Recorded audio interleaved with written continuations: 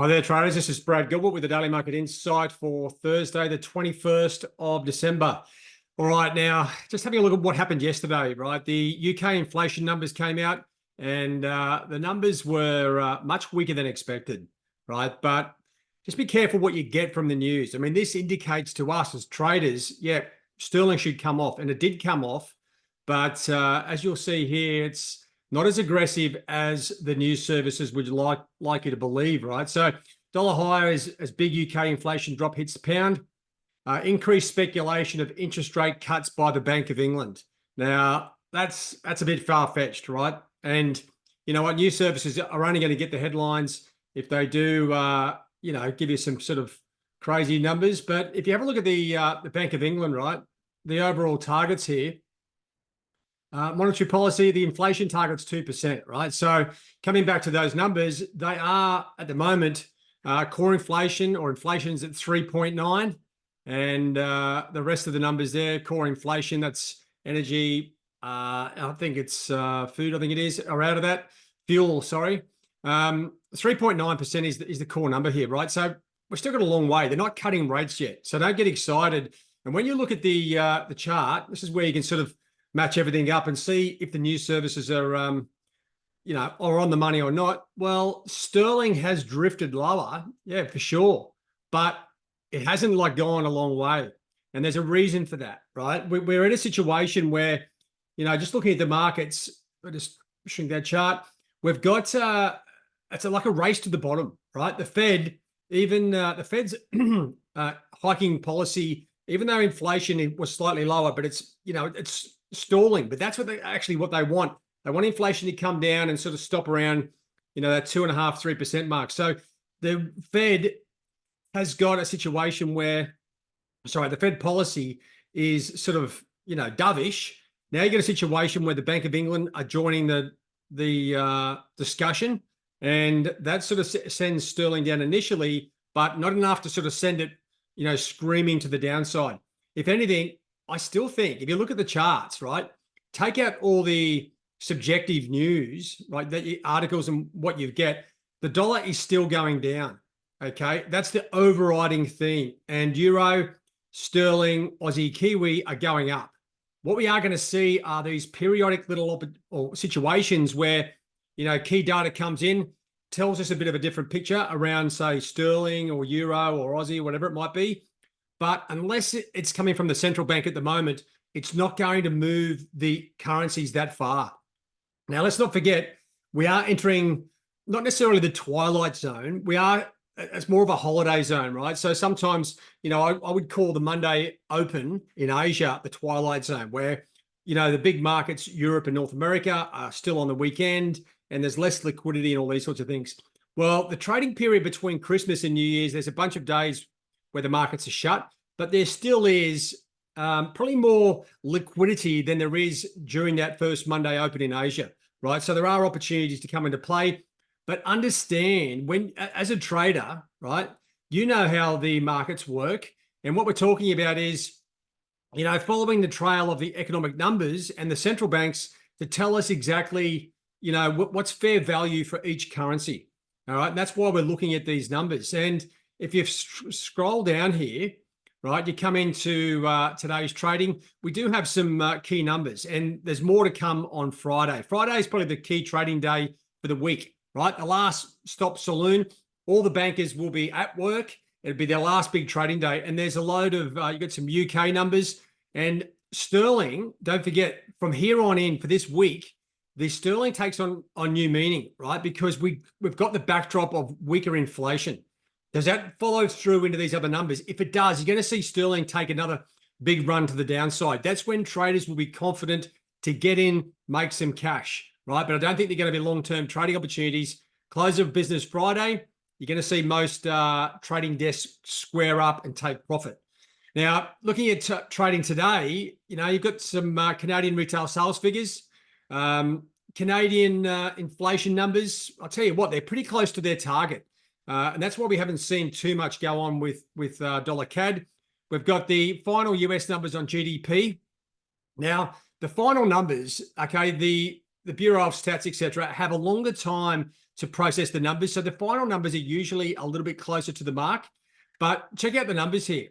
There's a big disparity between the consensus and the previous month. So just keep an eye on that. Will it impact? I'm not sure. The initial jobless claims will be something worth having a look at, as will the Philly Fed Manufacturing Index there as well.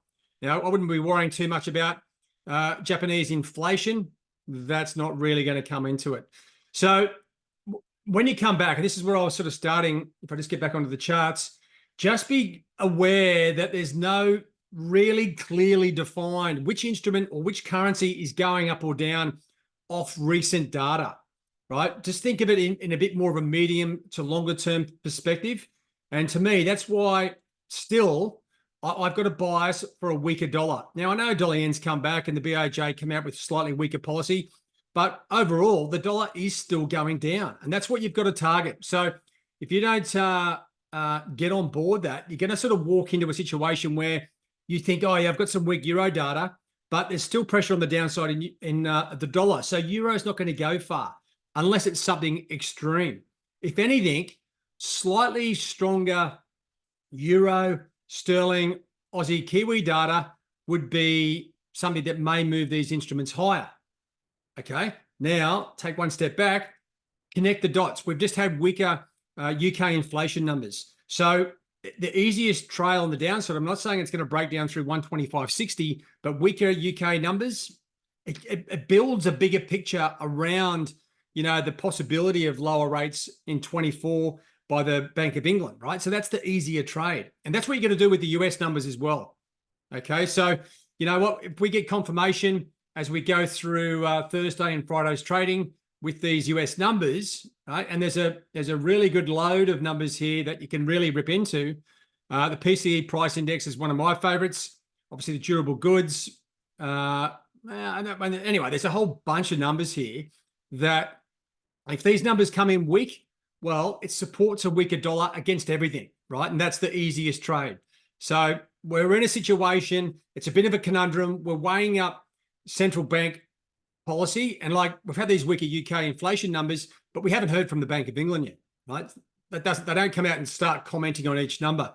So anyway, what I'm saying is the markets aren't really, we're in this sort of halfway, 3/4 through the process of what they've done with hiking rates. Inflation's coming down, so particularly in the US, UK, pretty much everywhere. So now it's a more of a situation where central bank tone or comments or sentiment is starting to get a bit mixed. They're all getting into the same bag, right? So trading short term is probably a better opportunity than looking for a bigger, longer term trade, because at the moment we've got a mixed bag here, and you may see, 15, 20, 25 point moves, and then it stalls.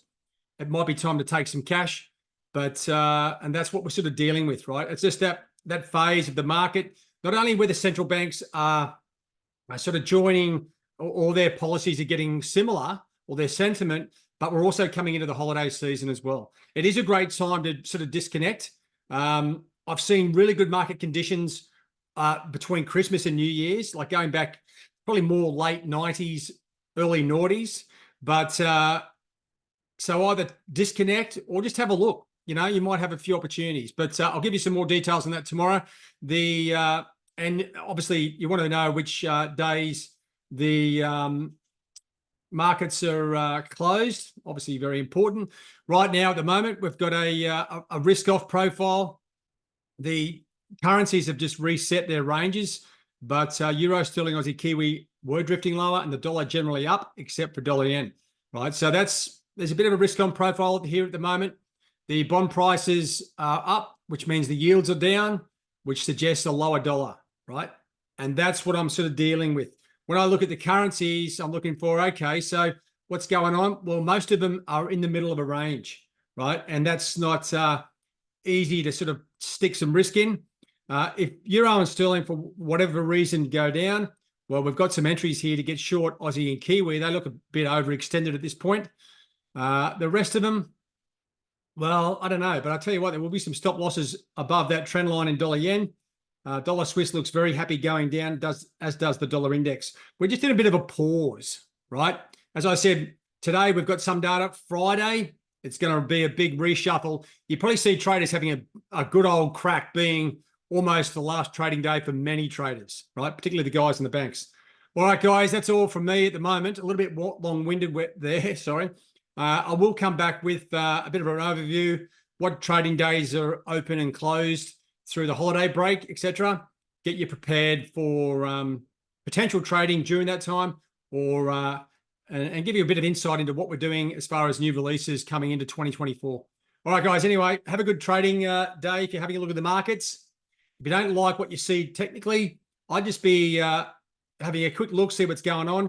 Come back. If you've got time Friday, well, that North American session is definitely going to be lively, as well as the European with the UK data, right?